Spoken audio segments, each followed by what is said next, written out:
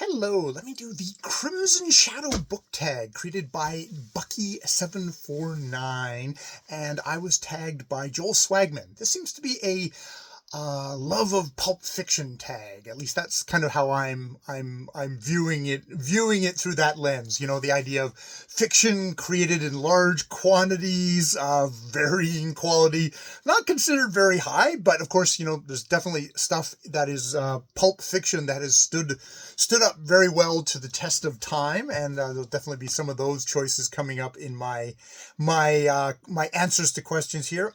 To my mind, pulp fiction, at least the best and the stuff that I really like, is often lurid, wild, not really bound by good taste, and has a tendency to kind of be a really good way of expressing a part of human nature and maybe a part of society, which can be missing in more kind of staid types of literature.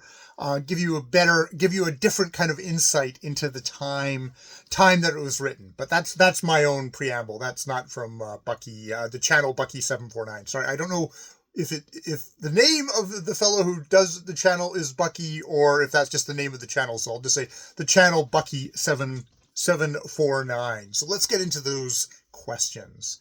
Number 1. What is the first manga, comic, or graphic novel you ever read? One or all three if you like. If not, what was the first movie you saw that was based on a comic? For me, comics being definitely, I would consider a kind of a good pulp fiction, often really just disposable stuff that any creator, like, you know, the guys who did Superman or Batman, the reason why those comics are so valuable today, the very first ones, is because they were something that like a 10-year-old was supposed to read it once, twice, maybe like, you know, 5 or 6 times, read it out, and then it got thrown away, as evidenced by all the mothers who usually just tossed out the comic collection of a lot of would-be collectors, much to their dismay later. So for me, probably the first comics that I ever encountered, because I don't believe my parents, English and Scottish parents, were buying me comics, was probably like Archie or Richie Rich, stuff like that. You know, stuff that I would find in like doctor offices, definitely in school.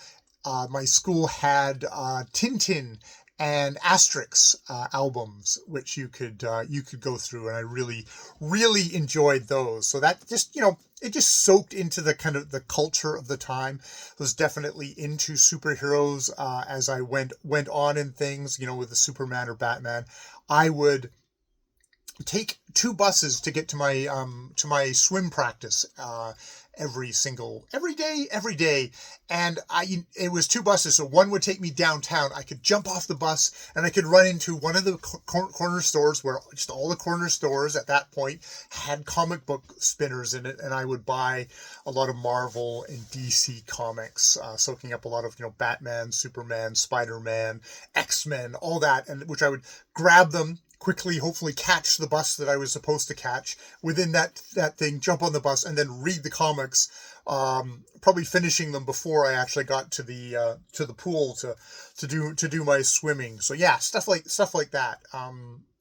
For graphic novels, I mean, like, you know, there's stuff like The Dark Knight and things like that. I guess graphic novels, because I mean, I considered everything as just a comic, but the things that were considered graphic novels would be something like probably Spiegelman, his Mouse series was probably the first kind of exposure to that, and that was definitely a different stage of comic reading for me. I'd gotten out of the superheroes and into science fiction books because they were way cheaper, and I could buy them used at the used bookstore for, you know, the same amount of money for buying a novel that would take me a week to read versus a comic book that I would consume in the space of a bus ride. So it was economically way better for me. So yeah, it was probably Spiegelman, and then going to like Crumb, and then a countless mopey autobiographical graphic novels would be that. And I've never really returned to the superhero genre in comic book form. I kind of lost the taste for it, but definitely still pick up the odd graphic novel that way. So that's my very long-winded answer to prompt number 1. Number 2, which book or series have you reread the most? probably and I'm going to definitely, this is going into pulp again, would be another disposable genre, which is science fiction. And that would be Douglas Adams' The Hitchhiker Guide to the Galaxy series, which I've read these multiple times as, growing up as, teenager in the 80s. This was just the lexicon. I read these over and over again. I had books on tape of Douglas Adams himself, a Dove audio production of him reading these novels, which I listened to over and over and over again. So this is very much the main series. I reread them a little while ago. They're getting older, but these books are just imprinted in my brain, and I undoubtedly will come back to them again just as a comfort read. And then, what would be next in that? The next would be kind of the Garth Nix, the Abhorsen series, especially number 2, Lyrial, girl in a giant library full of monsters and stuff like that. The Narnia series, very early. That I can remember getting those out of the library and reading those, and especially being a kid of UK immigrants very much. And of course, J.R.R. Tolkien, C.S. Lewis's buddy, The Lord of the Rings and The Hobbit. Though the Lord of the Rings probably took me a longer to get into. It's only been very recently actually I got into the Silmarillion, so that sort of thing there is probably the go-to series. Now, another kind of hunk of stuff that I definitely reread, which might be considered a jump out of pulp fiction, would be Shakespeare.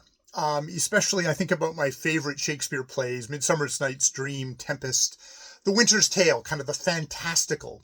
And I don't think it is actually a jump out, because at the time that Shakespeare was writing, his plays were considered the disposable, disreputable art form of its time. And indeed, he actually made a bid for respectability writing poetry, and was probably, when he died, better known for his poetry versus the kind of the junk jobbing work of writing plays. So that's probably a perfect that's the highest example you could probably have of somebody who's gone from considered to be writing disposable junk to that disposable junk now being probably one of the big fixtures of Western culture. So there. Number 3, the Shadow or the Phantom. Which is the better character? Have you read any stories containing these characters? Now, I cannot speak to the Phantom at all. I only know the Phantom from seeing the terrible trailers for the Billy Zane as the Phantom in, it was the 80s or probably in the 90s, where he was wearing it was probably the first example of, we're going to be comic book accurate, and it didn't translate well to the screen. So I cannot talk about the Shadow. However, about the Phantom. However, the Shadow actually gives me a chance to talk about one of my probably big foundational things for love of pulp, because when I grew up, I would stay up late at night doodling, and I listened to the radio, because back then, children, there wasn't all this media that you could easily get. If you're a teenager in your room and you wanted something and you couldn't get an antenna and have a TV, you could have the radio on, and one of the stations played old time radio from sort of, I think it's from earliest the late 30s to the 50s, and this was the golden age of radio, when they had all the shows, all the shows that kind of migrated over to television or the movies would play on the radio. So you had Fibber McGee and Molly, you had you had Jack Benny, you had a lot of adventure things, you had science fiction, X-1, probably old, I don't know if it was Twilight Zone, probably not Twilight Zone, but kind of that kind of a genre, that kind of bent, a lot of horror, The Creaking Door, and they had Who Knows What Evil Lurks in the Hearts of Men. The Shadow Knows. Probably most famously voiced by Orson Welles. So Lamont Cranston being the secret identity of the Shadow. And, it was made for radio because the Shadow, he can turn invisible. And so there's only this subcultural voice, the rumbling out of the darkness. It's a perfect thing for radio. Probably it's in some ways that's probably the best form for it, is an audio production of the Shadow. At least I didn't read any of the haven't read any of the actual fiction or comic books of the Shadow, so I wouldn't know that. But yes, that whole thing of getting introduced to kind of old pulp. My first kind of probably big introduction to that was through the radio, where you get a lot of just kind of that pulp feel, not through like the magazines of the time, which is, pulp fiction. You think of pulp magazines, which were disposable magazines that you'd read and then you'd throw them away at the end of your next subway stop and stuff like that. So yeah, that was the Shadow is where it's at for me. Number 4, H.G. Wells or Rex Stout? Who, in your opinion, is the better writer and why? Again, I can excuse myself from making any quality judgments between the two because I am much more of a science fiction fantasy guy than a mystery dude and have not read any of Rex Stout's. I think he's most famous for the Nero Wolfe series, detective who never leaves his, is it New York brownstone? And he just solves all his mysteries. All his mysteries right there. So I've never actually read any of his books. And looking at like on Wikipedia, there is a lot of Nero Wolfe that I could do. And someone should recommend where is a good starting place if I wanted to get into Nero Wolfe and what that was like. Now, H.G. Wells, I have read. Well, not enough H.G. Wells. I've read The Time Machine, The Island of Dr. Moreau, The Invisible Man, probably some of his like short story work. And I find him like a really interesting as a writer. I mean, he's got the killer concepts. I mean, like the Time Machine.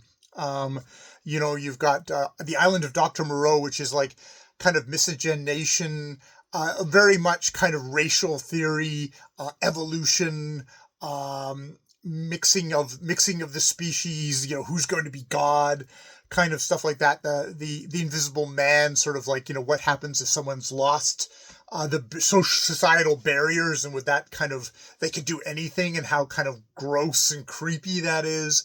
I find him like he's really good at making things odd, of putting an extra twist on it, because a lot of the early science fiction writers of like, actually that are later than him, ironically, like the 40s and 50s, they would have kind of very kind of flat characters and maybe kind of more meat and potato storytelling skills. But H.G. Wells was somebody who seemed to be like very interested in creating atmosphere and complicating things. I reread The Time Machine just a little while ago, and I was struck by how like the time traveler, he's always unnamed, and the other characters who listen to his story in the book, they don't particularly trust him. Like he is somebody who seems to be a fraudster. And perhaps he's not telling the truth about actually being a time traveler.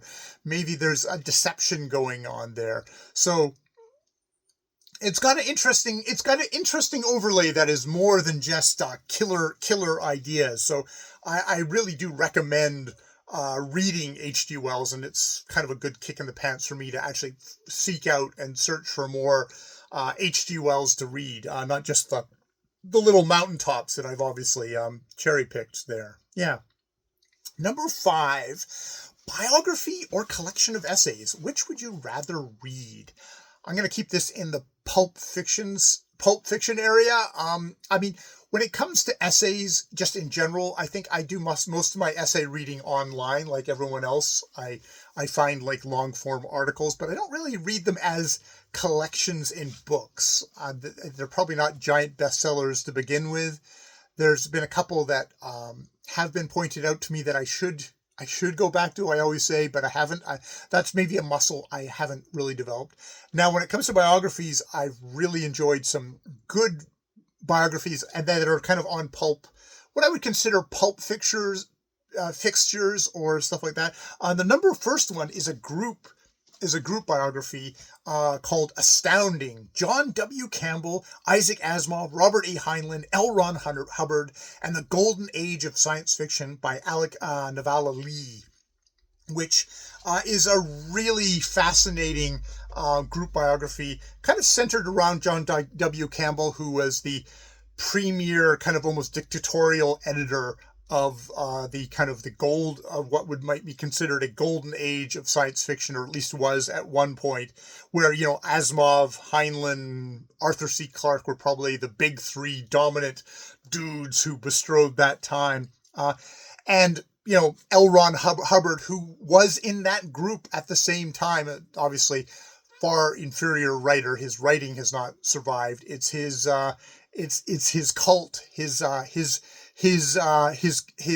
money making scheme, Scientology, which has lasted there. He came up with a science fiction story and a really crappy pulp science fiction story and sold that as a religion and was able to sell it. So that's probably a really interesting look at that period of the pulp world, and it's kind of really cool to have it as a group biography, because it's much more it's a work about these individuals, and you get to hear about them and kind of get a sense of what kind of people they were. I think probably the most disillusioning for me was probably Isaac Asimov amongst that group, because I knew L. Ron Hubbard was kind of a piece of shit already.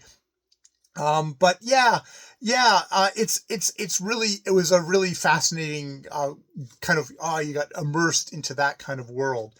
The other biography I would put in here as something that just of the pulp era, of a different part of the pulp scene, would be Jack Cole and Plastic Man, Forms Stretched to Their Limits by Art Spiegelman and Chip Kidd. Chip Kidd, I think, the amazing book, kind of art graphic designer, who was able to create this lovely book, which probably is somewhere pasted down there, but it's all following the ultimately tragic life of the artist Jack Cole, who created Plastic Man in the comics, this stretchable, shape-shifting kind of a figure, and the kind of real sadness and trapped kind of the stultifying aspect of a lot of 40s and 50s culture, and how maybe it's a good theme of how pulp, in some ways, the height of pulp is a reaction against that. It's like you're making everything normal, you're making everything bland, and pulp fiction is the thing that's kind of vibrating there. It's just so much energy on the margins that no one's paying attention to, that allows an expression, whether that's of sexuality, of different political beliefs, of just that kind of not behaving kind of a feel of life, and exactly how damaging some of the stultification was, definitely with Jack Cole in that case. And that brings me to a fiction book that is historical fiction, which is The Amazing Adventures of Cavalier and Clay by Michael Chabon, which, not a biography, not history, but it's fiction. It's historical fiction, which is reflecting kind of experience of golden age, just at like creation of Superman and Batman, like the early comics, and these fictional creators of that kind of a thing. Also, in that case of, being Jewish in a very waspy, controlled America, and how that, the pulp was also somewhere where, you weren't the right religion, you weren't the right, you weren't the right gender, you weren't the right, all those sort of things can kind of find expression in pulp. That's the thing. So that is the Crimson Shadow tag. I kind of really just enjoyed this, and just to kind of reflect on the pulp. And I wonder, where is the pulp nowadays? Is it in writing, or is writing so respectable that it isn't there anymore. I don't know. I mean, we live in such a fragmented age that you can go off and do anything and people just won't pay attention to you and you can just do it. Now, whether you can make a living at that or make it successful. I mean, this is the thing about a lot of the pulp fiction is it was considered mass media stuff that you could just do whatever you wanted because it wasn't high literature that we were going to hold it to standards. You could maybe make it fantastical enough that you could avoid censors that googly monsters or tentacle beasts or things like that weren't going to attract the wrong kind of sensorial attentions there. So I don't know. Where is pulp? Where is pulp today? Is it in fiction? Is it in stuff like TV and movies and video games? I mean, those are very mass media things where you can kind of do a lot of silly stuff. But I mean, you can do a lot of silly stuff in fiction now. Maybe the thing that really nurtured pulp of a certain thing, that 30s to 50s to even early 60s thing, is the kind of repressive nature. Are we coming back to a more repressive time now, and will pulp then again be needed because we need that expression, we need that. So yeah. So this was a fun tag to think about that. The last prompt actually is to tag some people. So if you're gonna want to rhapsodize about pulp, I think you probably need to tag. I need to tag Michael K. Vaughan, who's a busy fellow. So who knows? Maybe he'll take a look at this and it'll strike his fancy, or he'll just continue. He doesn't want to turn into his sidekick Roger and be desiccate and die. So I'll forgive him if he doesn't. I'm just babbling now. And I'll also do I'll do Wiebke of One Book and One Review, who One Book, One Review, who does a lot of Terry Pratchett, which I believe that Terry Pratchett is very much in the pulp vein, again, of, I'm just writing silly fantasy stories, but he was able to cram in a lot of very intelligent picking apart of our society, and Wiebke does a really good job of illuminating that in her reviews. She reviews a whole lot of other things as well, so I'm not quite sure if she's as quite the lover of pulp that is necessary for this tag. But yeah, we'll see.